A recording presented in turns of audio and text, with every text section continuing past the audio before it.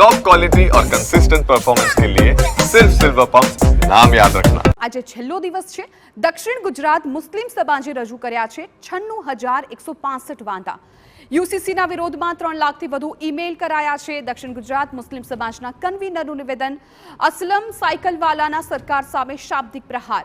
અમે રશિયત કાનૂનને વર્ષોથી ફોલો કરી રહ્યા છીએ।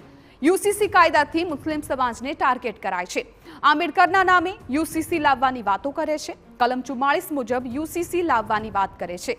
કલમ 44નું અર્થઘટન અધૂરું કરે છે તેવું સાયકલવાલાએ કહ્યું। મુસ્લિમ સમાજ માટે વિપરીત સંજોગો ઊભા થશે। આદિવાસી સમાજ માટે પણ કોઈ સ્પષ્ટતા લાગતી નથી।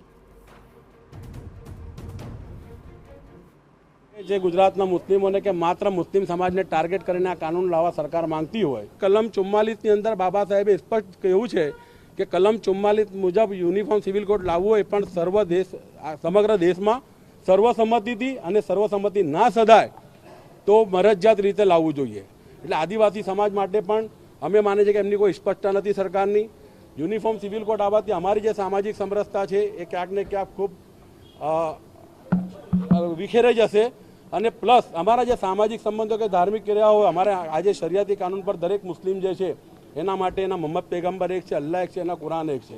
એનાથી વિપરીત રીતે જો આ અમલ કરવાની વાત આવશે તો અમે કોઈ પણ સંજોગોમાં સાંખી નહીં લઈએ। અને હવે અન્ય